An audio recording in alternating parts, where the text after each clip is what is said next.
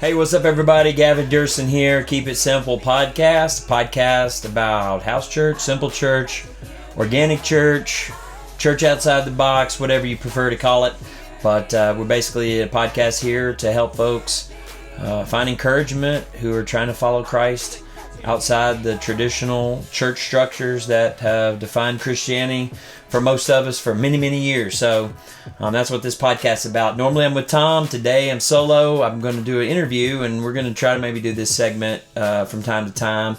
I bump into folks often that I'm just thinking, man, these guys have such amazing stories, such neat folks.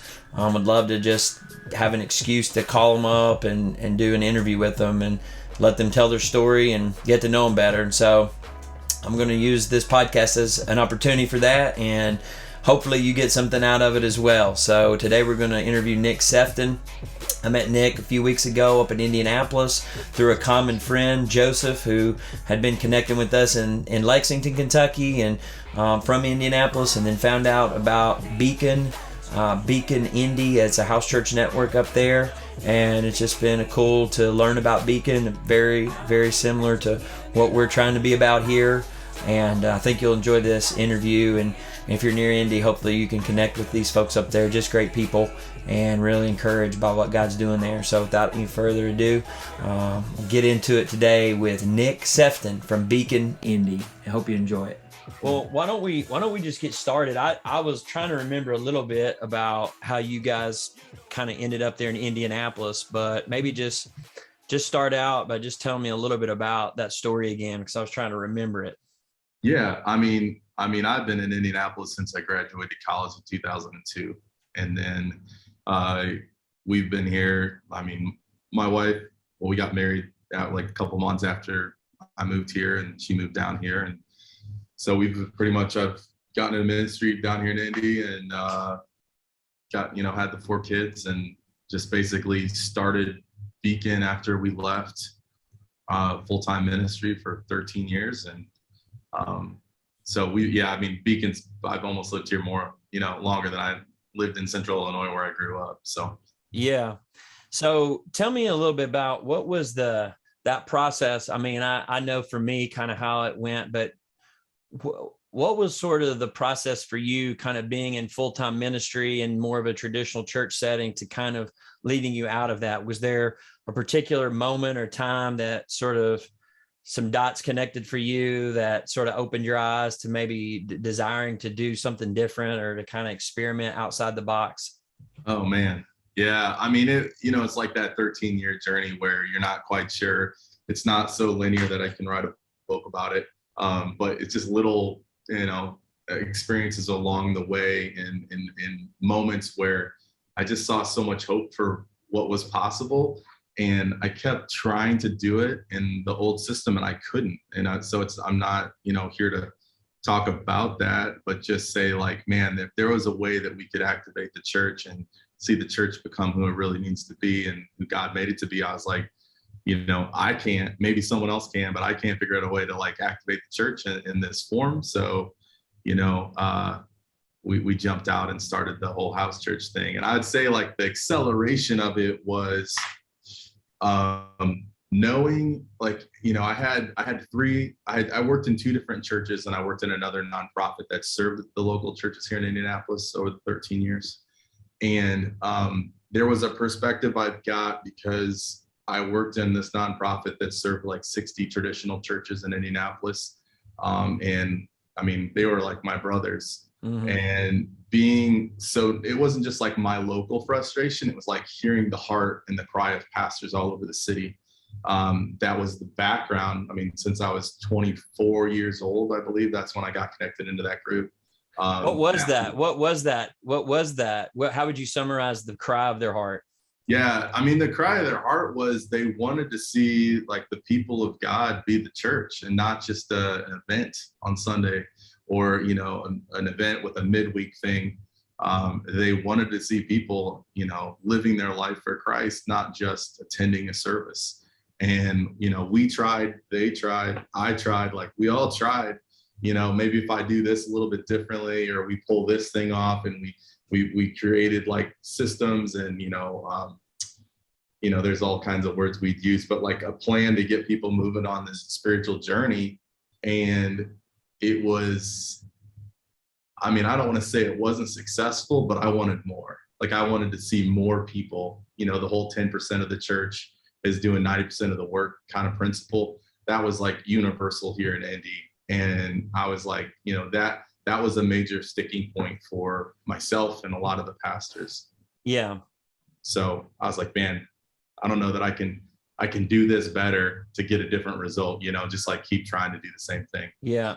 So, and I mean, I know I sent you a few questions just to kind of think of, and we'll just kind of bounce around. I don't, as you're talking, like, I know, we talked a little bit about this in my visit, but how do you, because I feel like you tell me if you're wrong, but I mean, I feel like that in my experience in the traditional church or just in ministry in general, it's that, like it's like what you said, we're sitting around, we're trying to figure out a system or a plan to activate people, I think was a word you used, like, mm-hmm.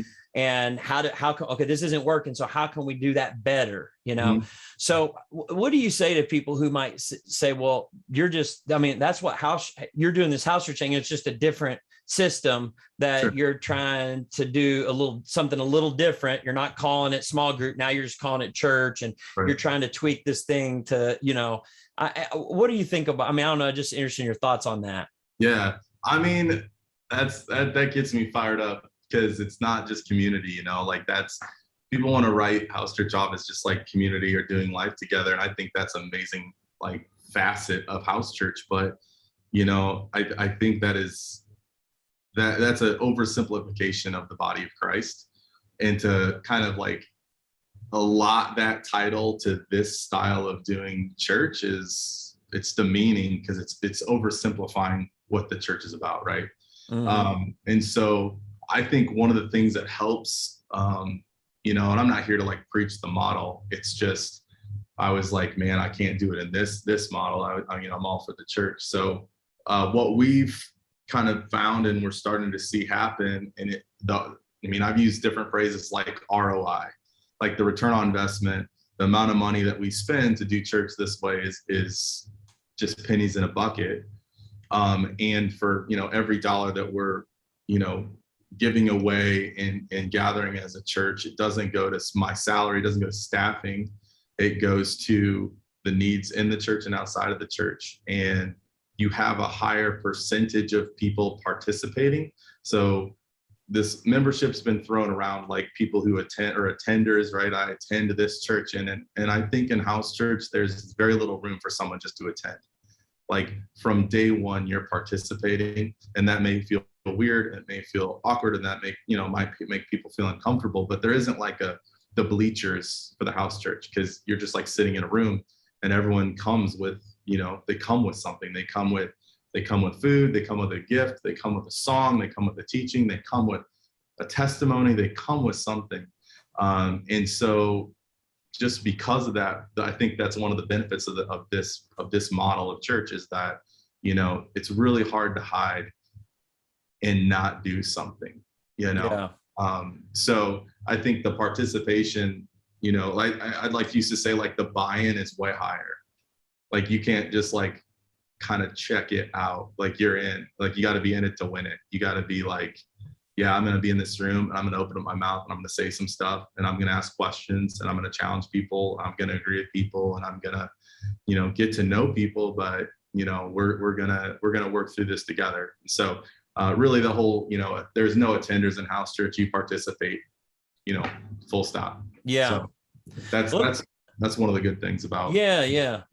Let me just back up a little bit. So you were doing this and you got this idea about house church. Now I know when I came up and visited you all, obviously it's more than just you and a house church. You all have seen kind of a network form there of people, and tell me a little bit about how that happened. And whenever someone talks about Beacon, what that name means and what kind of that constitutes. Yeah. So we're, our mission is we want to connect the Midwest to church at home. Since day one, before I ever had anyone else, any other pastors or churches involved, it was like, I want to make sure that it's a viable way to do church. Like, by the time my race is done, people are like, it's not such an, this odd outsider thing. It's like, oh no, that's cool. Like house church, like I got, a dozen friends that do that, or Yeah. it's not like against one another, but just like, wow, like I've found that being faithful in this house church is really, really cool. So like, we want to make sure that it's accessible to people. And so when we started Beacon, it was just me and two other guys sitting, and it's an amazing God story of both these guys. I ran into one of them at the gym when I was going in for a workout, and then I ran into one of them at my kid's school.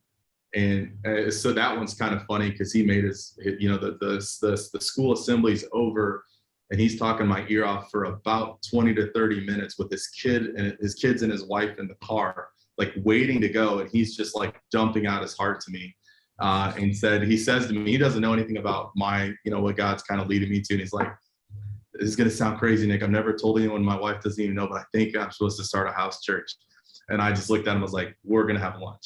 So these are like the three guys that, we started Beacon with. And it's now, did each of you all start three different house churches? Or did y'all, when y'all started with y'all together, or how'd that look? Mm-hmm. We started three different house churches. And there was a lot of prayer and I think wisdom in that. One of the three of us really wanted to do something together. It's better together, and then the two of us were like, let's just see, like, let's like travel a journey together. Like, you be faithful to your call, we'll all three just be faithful and work out what it looks like to be obedient to the niggle that we have to like start a house church. Yeah. And then in a year's time, let's see, like maybe it does come together at some point, but we're about 4 years in and we're not coming together. We're just cheering each other on. Yeah. As we're doing it. So it was kind of, the vision was never to like, accumulate everyone together. It was like, how can we support everyone as they're being obedient? Yeah, that's really cool.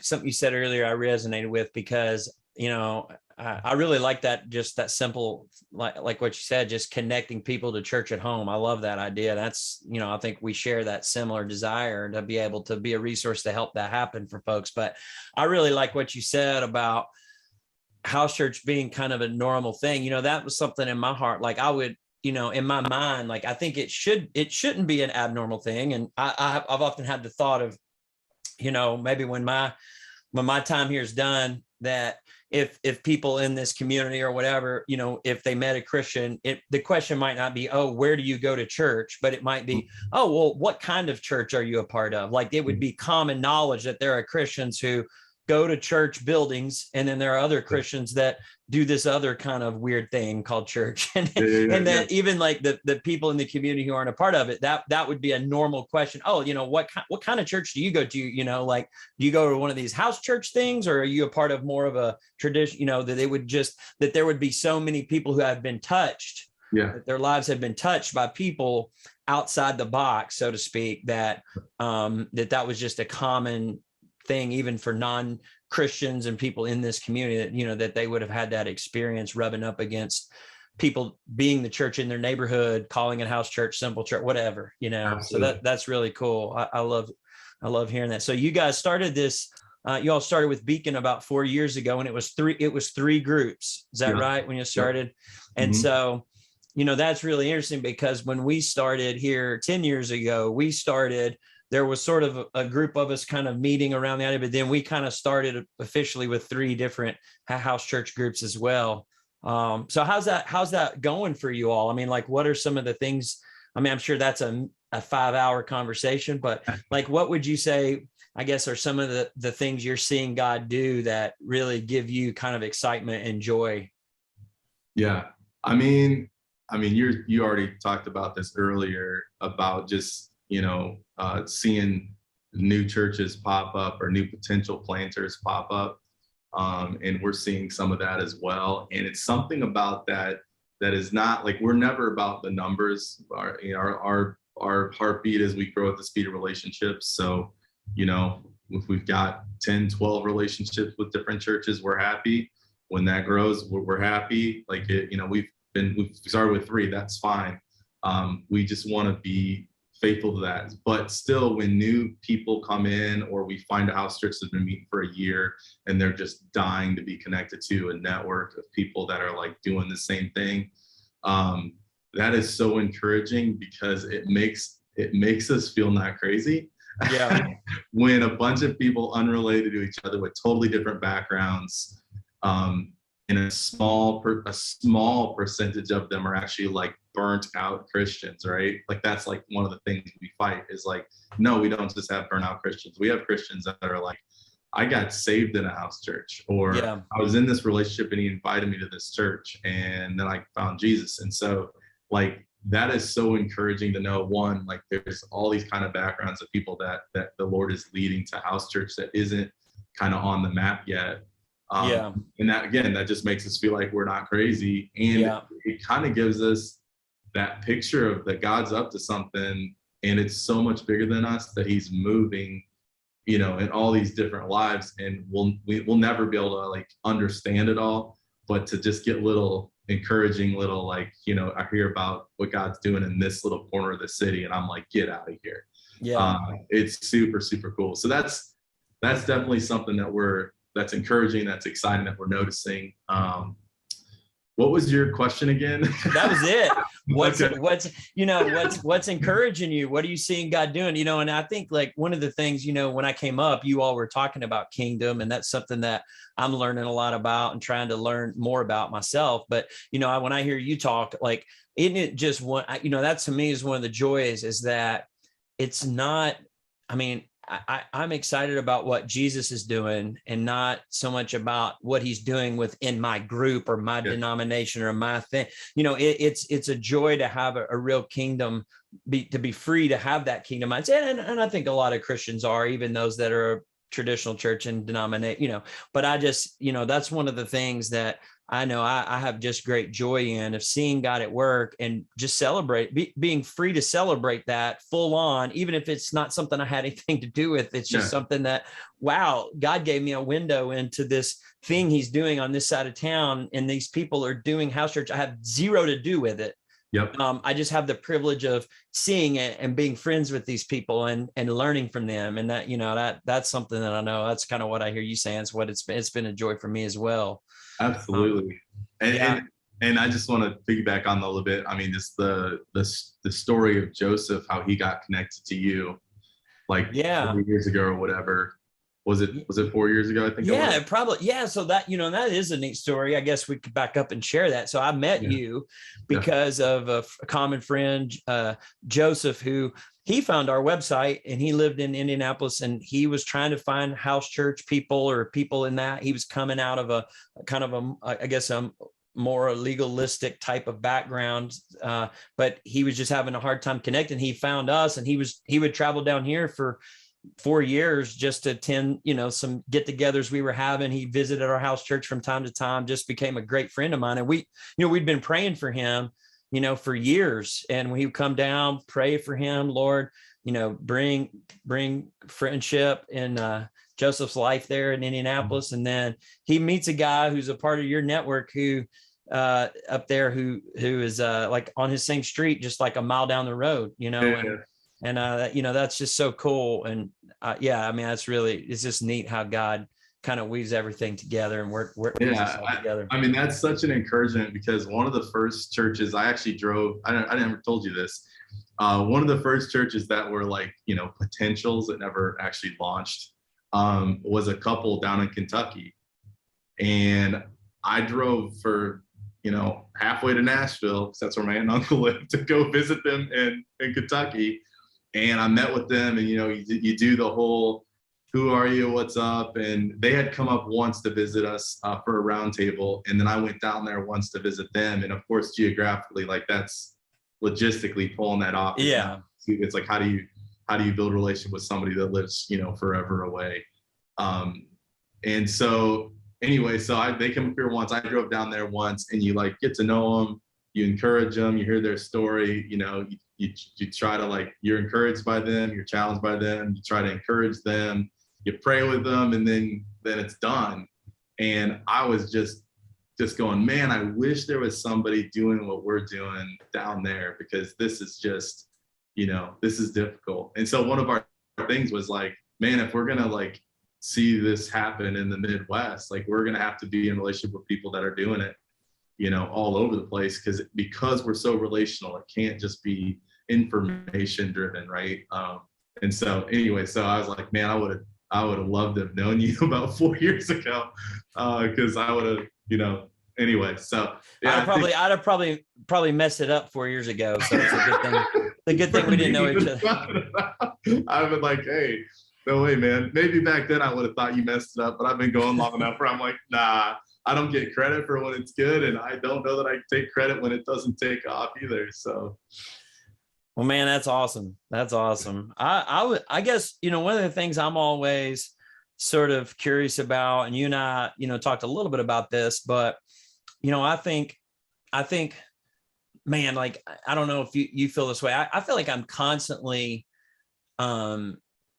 thinking that, like I've gotten rid of some of these old habits and ways of thinking that are not maybe helpful or are not even biblical to a degree. And then something will happen and I'm like, oh man, I think I'm still holding on to sort of these ideas that maybe are not helpful, or not even what God desires, or I'm viewing God in a way, maybe even that it's not really like he is. It's just more of a cultural thing that I've attached to God along the way, and I'm still holding on to it. And, it's like peeling off those layers of the onion. It's like this process for me over the last 10 years has sort of been that. I'm just sort of curious as for you, like what would be maybe some ways, like how do you feel like what's something about God or something about your faith that this experience with house church how has it changed you the most? Or what's some things maybe about you that you would say, man, I'm different now in my walk with Christ because I've learned this because of going down this path of house church? Yeah. Whew, that's a big one. I'm going to ask you this. You're going to have to ask yourself the same question when I'm done, because I want to hear your answer. I almost put you on the spot right there. Well, I can go first. That would be time, because I don't think I sent you that question, but it just came to my mind because I got 4 things I could share, but I'm really curious what you're going to share. Well, I mean, I think there's several. I think for me, this idea that it's like, okay, I'm going to do house church. Okay, I got a couple of months worth of kind of ammo in my arsenal, but then after that, you're kind of like, okay, I'm out of ideas, God, like, what are we doing now? Is this even what I'm supposed to be doing? And I think for me, like, it became apparent early on, this idea of communicating with God, of like listening to God. And that's something that, I have some friends that we go back and forth about what that really means. And I'm continually learning, but I definitely believe that hearing from God is something that has become more it's become more of a reality. Like, wow, like that's the Christian life. Like, it's like, I need to be in communication with God, because I don't know what I'm supposed to be doing. I don't know if things are, if I'm hearing him correctly, or if I'm just making things up in my brain. And you kind of realize, I think for a lot of my life, it's like, oh, well, he's the pastor, he's the expert. And if he says it, that sounds good to me. And you kind of roll with it. And then you kind of tear yourself from that type of system. And we can still find those people, podcasts, books, and other things. But just when I'm sitting around in my house and there's these people that God's put in my life, and I have this shepherding desire to help encourage and guide and direct, you realize, like, man, I got nothing. Like, we need to hear from God. I need to hear from God, but we all need to. And so just this emphasis, that's been a big one for me on, I think, hearing from God. I think I've also just become aware of more, but before I did simple church, house church things, like I was working with primarily coaches and athletes. So I always tell people, I feel like that, you can usually, if you're sitting across the table from someone's a college athletic, a college coach, or a high school football coach, you can kind of pretty much shrink their lists of the things they're struggling with, to a pretty short list. Like, there's not too many Division I college coaches that are hoarders for example, but when you sort of get out of that niche of that very like narrow focus, and you're just looking at the people in your neighborhood or walking up and down your street, then you start to realize like, man, like I had been kind of, I think, naive to the pain and the hurt and the, even I would say, I mean, demonic influence in some cases, I would even say, which was out of my box for sure. Absolutely. Of like what's going on around me, Yep. Because I'd kind of go by all those people to go minister to other people, and they were a very specific group. And then now it's just like, well, I'm going to love my neighbors. I'm going to prayer walk in the neighborhood, or I'm just going to be looking. I'm not going to a school and to a coach's office. I'm just, Lord, who do you have for me to love, and then you're just eyes wide open. I'm like, man, there's Absolutely. a lot of stuff going on. I mean, for me, that's been a couple of ways, I think. That's awesome. I mean, one of mine is similar to that. And two of mine will probably conflate, and I'll bounce between them, but like the gospel being unleashed into the wide world, into everyday life. Because for 13 years, like I logged in, I clocked on, punched the time clock, I go into my office, and anywhere in that 5,000, whatever, 10,000 square foot building I was in was a God conversation waiting to happen, because people that showed up were already primed for it. Like even if they didn't know what they were asking, they were open to a spiritual conversation. Yeah. Because that's why they had to drive there, right? And like, whatever, especially throughout the week, like there's the 12 staff members in that building, and anyone that shows up is pursuing a spiritual conversation. And so, I got really good at that. And then, in kind of the same way, like the gifts that God has given me, they work everywhere, but I only used them in that building primarily, right? And so one of the fears or concerns in one of the celebrations I had was like, God, if these gifts that you've given us, if the gospel is actually meant to survive in the wild, like if those two things are like, can work outside of a building that's like primed and built for that, like that would be awesome. And of course, I found out it's true. And there is something about, seeing someone move in their spiritual giftings in everyday places that is way more, I don't even want to say impactful. It's super exciting, because they're not, it's almost like they're, I don't want to say they're more powerful. That's not fair.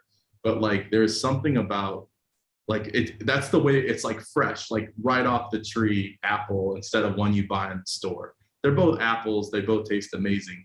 There is something different about just like seeing it right there in the moment. And so, the journey of seeing the gifts work in everyday places has been amazing, not just for me, but for some of the pastors that we're connected to. I know one of our guys, Ben, who you met, he is an amazing teacher. And that's like the scariest thing for him leaving traditional church was, how am I going to use my teaching gift? Because he only used it this way, right? Like I gather the people, they sit in the chair, and then I stand behind the mic and on the stage, and I deliver a message that's amazing. And for him to experience how that teaching gift works outside of that environment was scary and super freeing, like right out of the gate. And well, I mean, the first Easter that we had with just the 3 pastors, actually we were up to 4 at this point. It was so funny. He was like in Tennessee visiting family on Easter. And like I think I'm remembering this correctly, that was his location. And he was like, hey, I was preparing to like share in my little gathering this, for Easter. And this is what the Lord like, highlighted for me. And I was like, whoa, dude, that's amazing. I am going to like piggyback off that. And I think that's like spot on for what we need to hear too. And so as I was getting ready with what Ben shared with me, I talked to Jeff, and I was like, Jeff, and he was actually going down to Florida. And he was going to be down there with his family and a couple of people from his church. And I told him what Ben told me about what he was going to talk about at Easter. And he goes, that is amazing. I'm going to do the same thing. And so being able to go back to Ben and like, Ben, like, you're not only going to impact you with your teaching gift, like the people of your gathering, you just impacted mine, and you impacted, you know, a guy that's going down to Florida for the weekend. And like, in a funny way, because I was just fresh out of that other world, it was like, dude, you're multi-site and you're not even you're not even sustainable yet, you know, such. And that's, I think that's one of the cool things. It's like the gifts work still. It's just it's not a formula anymore. It's just obedience. And when that gift is bubbling up and it's time to be used, it does what it's supposed to do. It's just, we don't have per se like control / next steps for it, right? Like, Yeah. it just does what it does because that's what God does. So, you know, that's so interesting. I had a similar kind of experience with that, because that is my background, was always ministry. Was like, oh, Gavin, he's got the gift of gab. Let's put him up in front of people. And I you know, I could get by. I could fake it at least for 20, 30 minutes or however long I needed. Yeah. But when I was starting this, there was this time when I was on staff at this church trying to figure all this out, and they really were awesome in helping me get started. But while I was there, I would also do some things, like if the people were out of town, they were like, well, we'll get Gavin to, he'll fill in or whatever. So I remember there was this one Sunday I was preaching at this church, and I was also had started this house church. And so as soon as I got done with the service, I hustled over to where this house church was meeting, and they were already kind of meeting and everything. And so somebody asked me, I gave this 30-minute message or whatever. And somebody was like, well, what did you talk about? And I was like, well, I basically talked about, and I gave the 30-minute message in about 2 minutes. I gave them the summary of it. Right. And then for the next hour or so, it was crazy because and that was literally, I gave like the 2-minute version. And then for the next hour, every other point, even the exact verses that I had shared and things in the stories, it just happened like in front of my face from other people. They were like, man, that reminds me, it also says this. And, and it was just such a cool thing for me to realize, like, man, I just went from this thing where I worked all week to try to prepare this message. I came here, I gave the the 2-minute version, and then God and his spirit crafted the rest of it. And it came from the body. It was super cool. That was like a real gift that, God gave me in that, to show me how he can do it. I got goosebumps just hearing that. Yeah, it's super cool. It was super cool. Man, I could probably talk to you forever. And maybe we'll do this a few more times. But one question I did want to ask you about, and I'd be interested in just preliminary thoughts about it. And maybe this would be something we could even, maybe if we pick this back up another time, this would be something we could even dive into further. But I'm always interested in this idea of leadership. I think, I really believe that there is a gift of leadership. I believe that servant leadership is like a thing that gets talked about in the church a lot, no matter where you're at. We're to be servant leaders. Mm-hmm. I'm not really sure I've ever really witnessed that very well. I think like we call servant leadership a lot of times things that aren't maybe that. But I know in house church, there is leadership's important. And I think that it does require a different kind of leadership. Well, I shouldn't say require, because I've seen, and you probably have too, like, I think you can be a top-down leader in a house church and run it, operate things, and kind of push your vision out through the people and try to gather them into here, to kind of your vision, and you're kind of, still kind of have one person as that focal point. But how are you working through, what does leadership look like, kingdom leadership, where we truly are being the kind of leader that we see Jesus being? How does that translate for you guys and what you're learning and kind of where you're at? Absolutely. You might have to ask that second question, like that last one again, but I want to say something about leadership real quick. I think like that servant leadership is key. And one of the struggles I had when I first got into house church, and then have experienced even in my own house church, but then have seen in other house churches, is like the value of leadership is super important. Like it has to be there. It has to be there, or the two things that I've seen is disorder. Like the church is just disorderly. Like everything is a vote, and like decisions that should take 2 minutes takes, a cumulative 35 minutes of everybody's time. And just like I mean, decisions like what are we going to eat today, or are we going to have that extra thing? Should we do an extra thing this week? Like some of that stuff is just like, man, it's really helpful when you just have somebody's, not one, but somebody's just like making decisions to be like, hey guys, this is great, freedom to do this, whatever, or not do this, but just like helping create order is super important, because we've always said, like in our gathering, it's like, how much kingdom energy would we, or have we wasted doing things that shouldn't take kingdom energy, because we just haven't just said, listen, we've got people for that. We have like, we don't have official deacons yet, but we have someone who's acting as a deacon.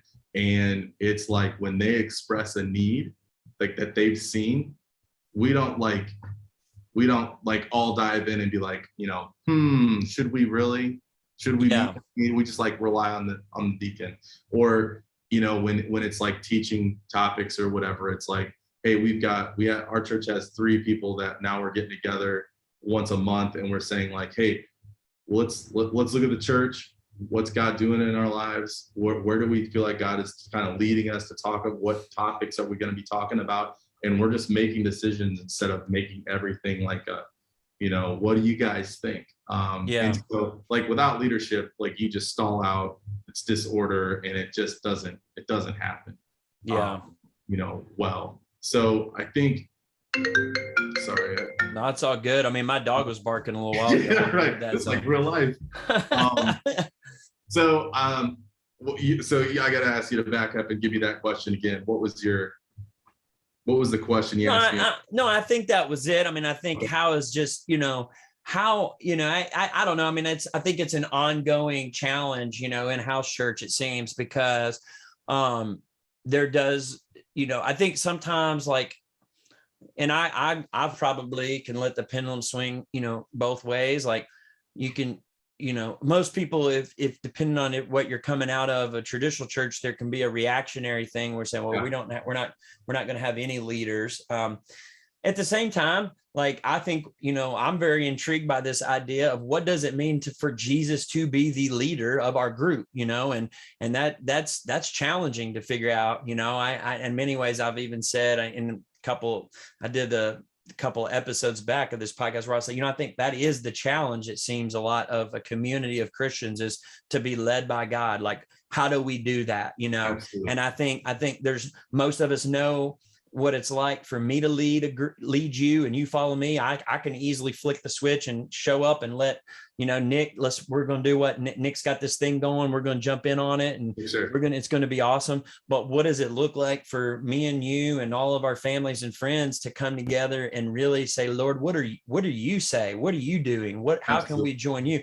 I think sometimes we try to, like, I think it's just, I think to me, like, that's the wrestling with God. That's the working out your faith, in a sense that sometimes we want to try to have an easy answer for that.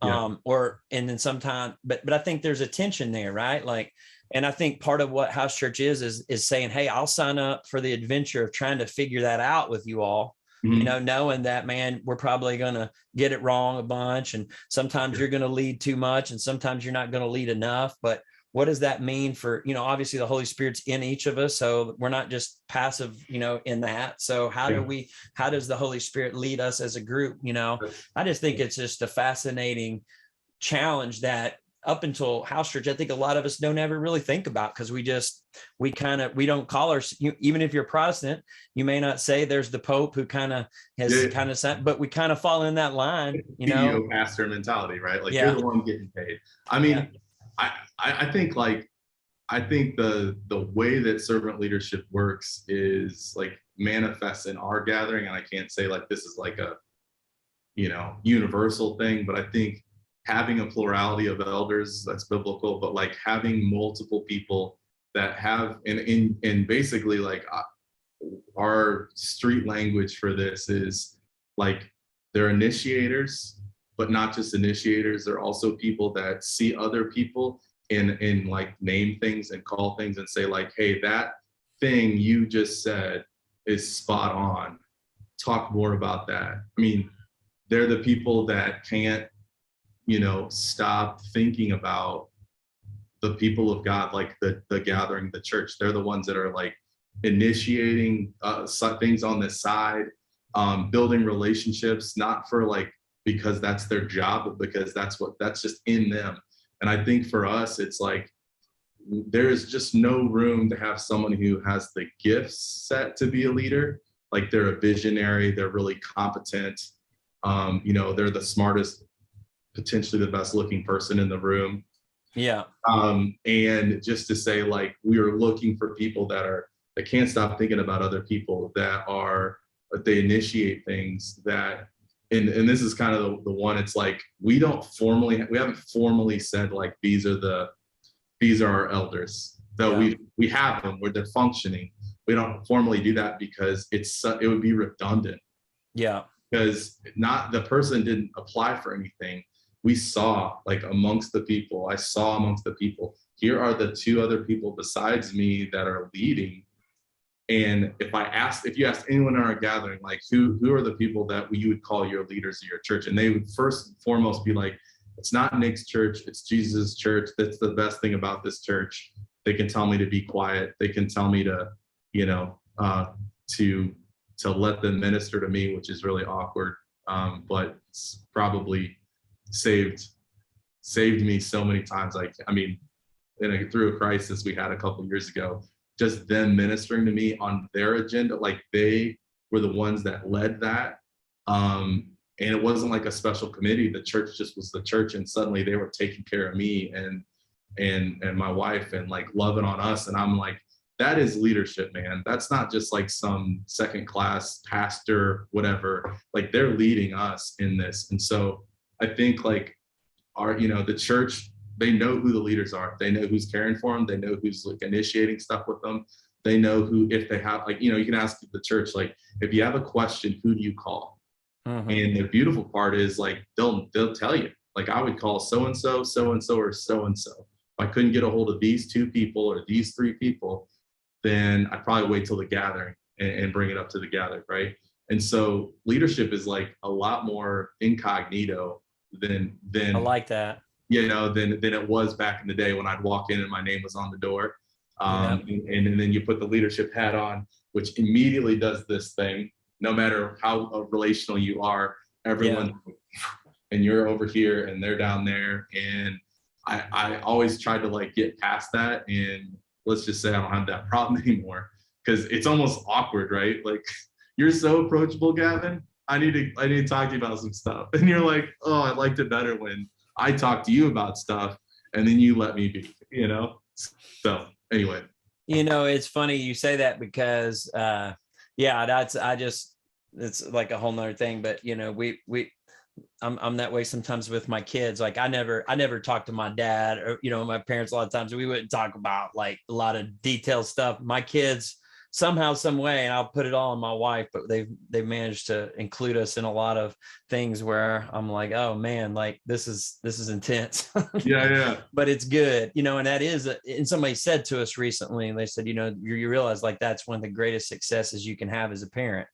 And I was like, wow. And it reminded me of what you're saying. I think like being approachable is a great mark of someone who is a leader, whether or not they've wear the mantle or title or not, because that's what Jesus was, right? That's how he was. I mean, he was approachable by the least of these, and here he was, God of the universe. So that's really good. I could probably talk to you about that. I love what you say, and around, I don't even, sometimes I probably get hung up on even saying like, certainly this network, or how the group, the people that I interact with around these parts, I'll say this network of folks, this network of house churches, I kind of roll the same way. Like, I mean, we definitely have the elders, depending on how you want to define that. I guess some people may define it in ways they would say, no, we don't.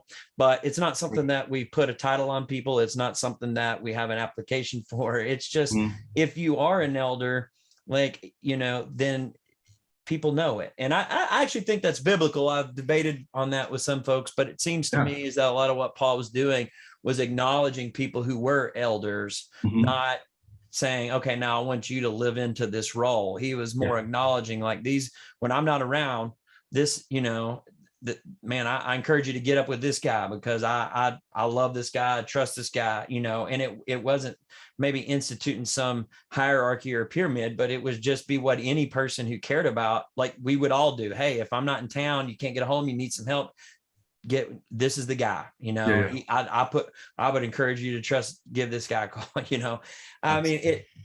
don't know. I mean, we could probably have a whole, and I probably have somewhere in the 160 of these that I've done with my friend Tom. But, that's such an interesting issue that so many people, I think, I've experienced that they want that question oftentimes, like, okay, well, if we're going to start a house church, then the first thing we need to figure out is who are we going to call the elders, and it's like, is that like, I think you alluded to this in the New Testament when Paul planted churches.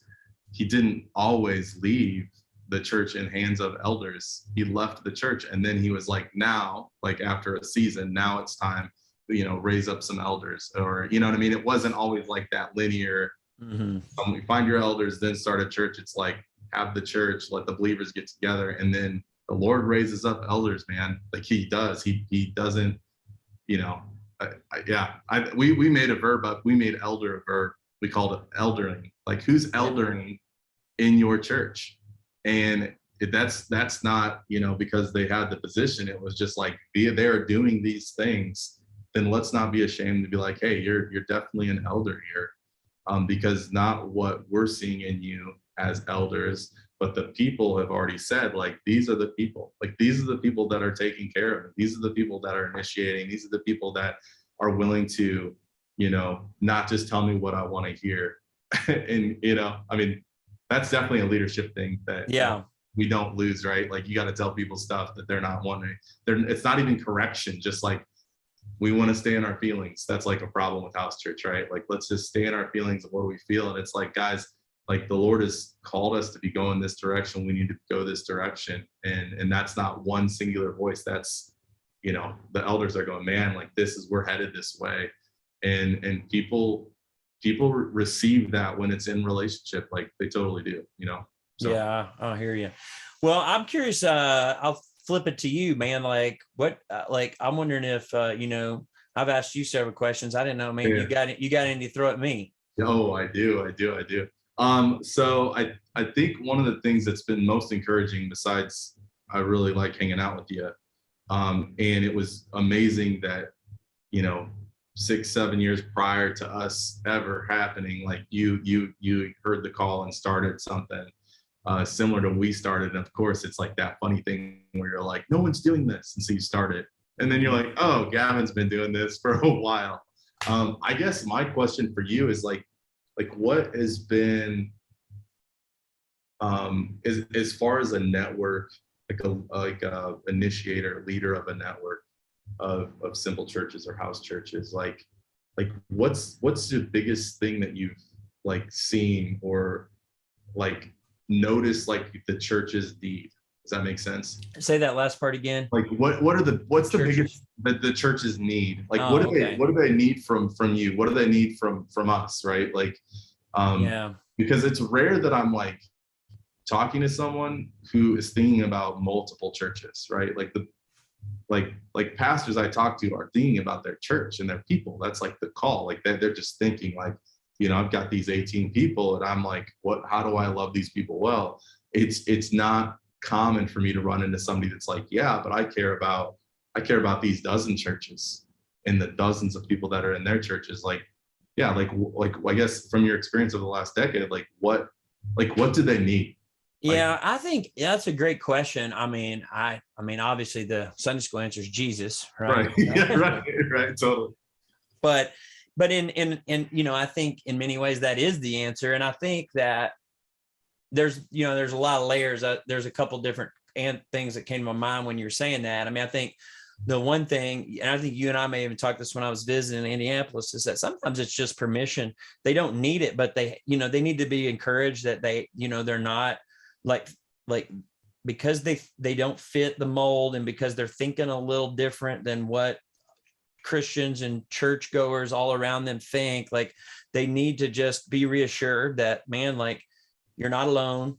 Mm-hmm. You're okay. Like, and I don't have all the answers, but I'll be happy to walk down the path with you, Absolutely. As close or as far away as you want me to be, I'm here, and so I think that's like at a base level. I think that they, I feel like all of us need that. Mm-hmm. And then I would say all of us need as well, and this kind of comes to the Jesus thought of just, I do think, to me, there need at some level, and I was talking about this a while back, but I think that in the Christian life, there's this sense of like, we have this individual responsibility with God. Like, you're not responsible for my faith, and whether or not I'm growing in my faith, or I'm learning the Bible, or learning to listen to God, or whether or not I'm maybe worshiping God in spirit. That's not ultimately on you,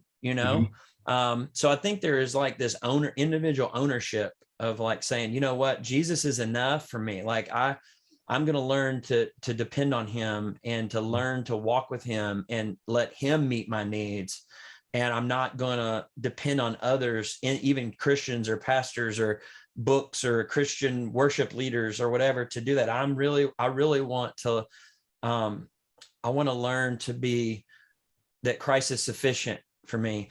And then on the other side of that coin, it is that he does live in you. He does live in these people that he's put me in relationship with. So I also need, I need to be responsible to love them, and to listen to them, and know that God's going to use these other people to help me see him more clearly, because the Holy Spirit in them brings sees things from a vantage point that I can't see it from. And so therefore, like, if I'm going to really know God, it's not just going to be me and my individual self, but I am going to have this community that I'm going to allow into my life to speak to me and to let me to learn about God and see who God is. So, but I think, you got to kind of have both of those, Absolutely. And I think for a lot of people, we can still, and I'm there too. Like, it's that we're kind of, looking for other people, or the model or whatever, to be Jesus for us. And he doesn't want us to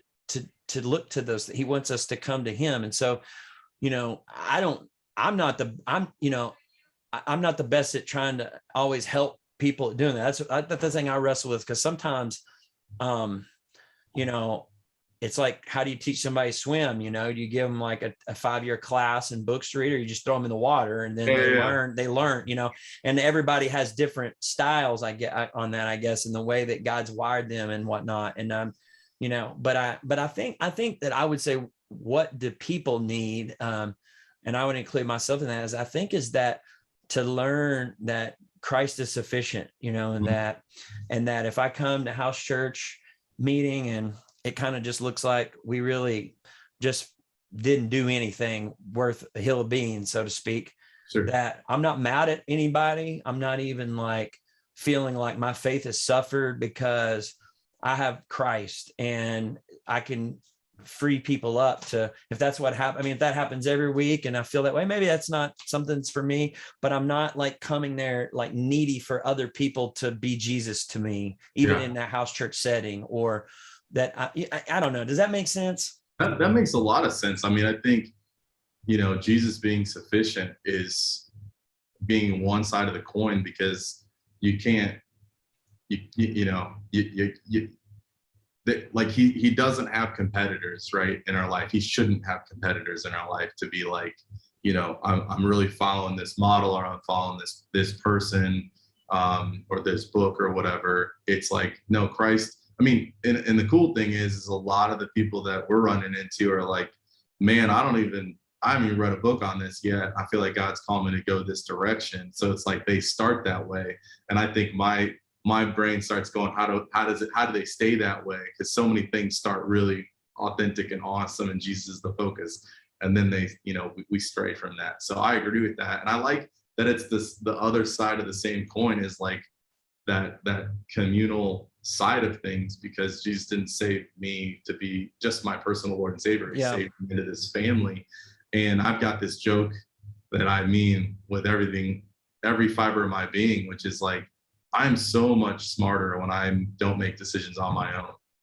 And I would say in this season of my life, even thinking about what God has taught me, is that I am not sitting I'm sitting on the 11th floor right now, right? But like, I'm not sitting in a tower making decisions for myself and all these people in an isolation. It's like I'm talking and seeking counsel from people that are just wanting Jesus and have no vested interest, like in me doing, anything massive, right?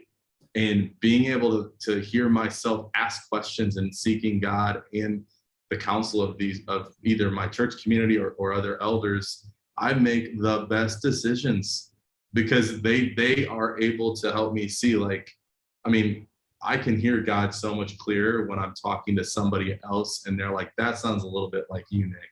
Yeah. You added a little bit to the end there. This is what I'm hearing Jesus saying, and this is what you're saying, but then you're adding this extra stuff. Maybe you should pull that off. And I'm like, that's brilliant. So it's definitely like Jesus is enough, but like, doing life with people, making decisions with others is empowering, and you feel so smart. Yeah. It has nothing to do with you, right? So, man, that's good. I think another I was sitting there. Yeah, that's so good. I mean, I think, and I shared a little bit of this, I think, when we met, but and a big part of this Jesus thing for me is, I think, is sort of understanding how loved we are by him. I think I talked to you a little bit about that when we get together, just about how my daughter, has trisomy 18, has been teaching me about the love of God and how his love is probably a lot greater than I've ever understood it to be, and learning to live in that love. And even if I'm having people over to my house, like, I'm not doing it. Not only am I hoping that they're going to be Jesus to me, but that I understand that Jesus loves me so much, like I don't even have to do these things to get him to love me. It's always like I don't know. I think for me, it's been some layers of that onion that God's been peeling off, is just sort of realizing, like, even without my understanding it, that, there is this sense of sometimes like I should be doing this in order to please God, or and that's very akin to love, so that God will love me. And we, of course, would never say, oh, we know where it's, God loves us, and we know that's like the Sunday school answer we've been told forever, but really understanding just how much he loves us, and that I don't have to host a house church. I don't have to do all these things for God. So why am I doing it? Well, I'm doing it because he loved me first, and I know his love, and I can't help but to love other people. And that this idea that anything that I'm a part of is out of that love motivation. And it's always not, I don't know that that's always linear. Sometimes you kind of trudge your way at things with the wrong motives, only to learn later that, man, that we have to do that to maybe get to the place that we really understand God's love. I don't think we just sit around and do nothing on a couch until we feel like loving people. That's not what I'm saying.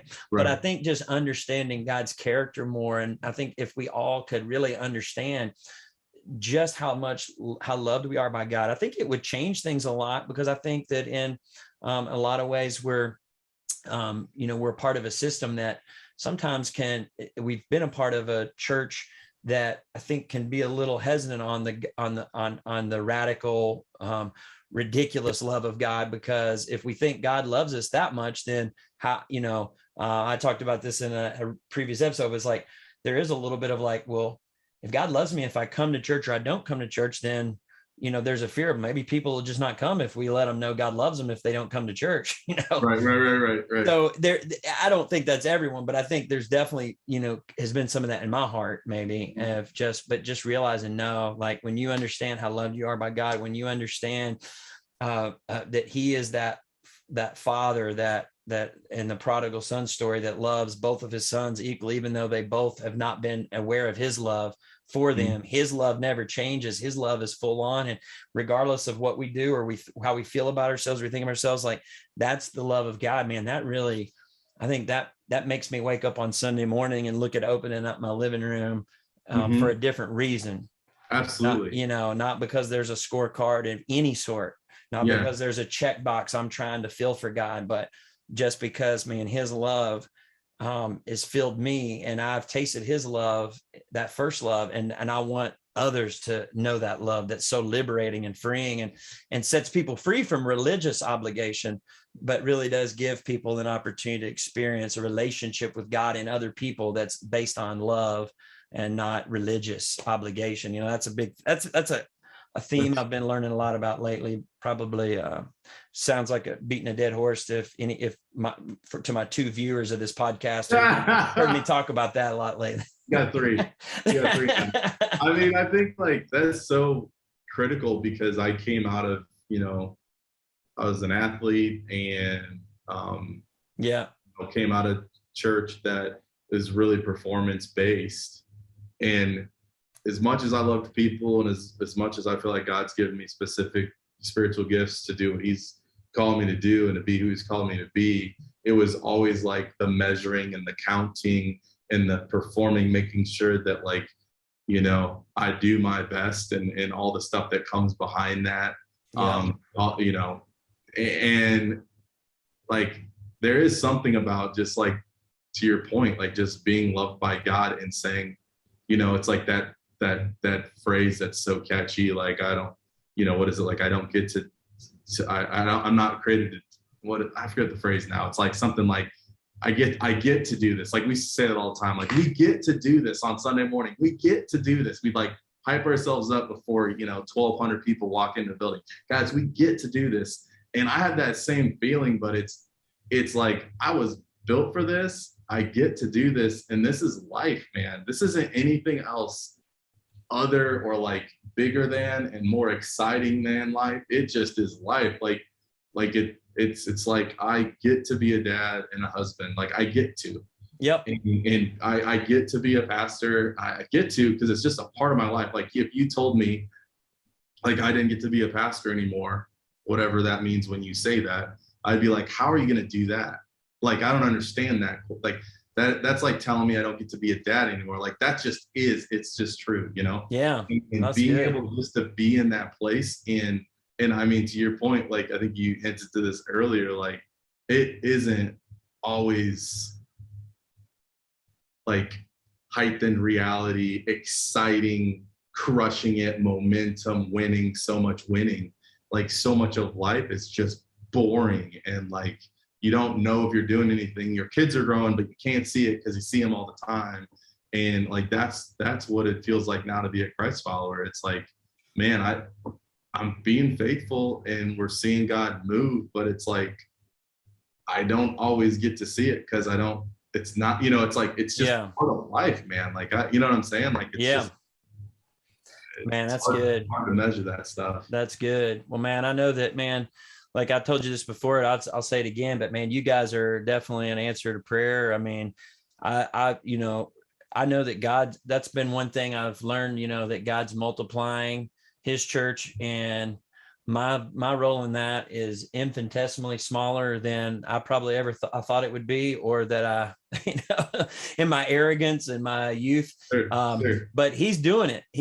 And that's the cool thing, is he gave me that heart of seeing house church, simple church, and even, all that comes along with what we, that we've been talking about, that encompasses kind of that different picture of the body of Christ, something that's very relational. That idea becoming a reality for more and more and more people is near to my heart.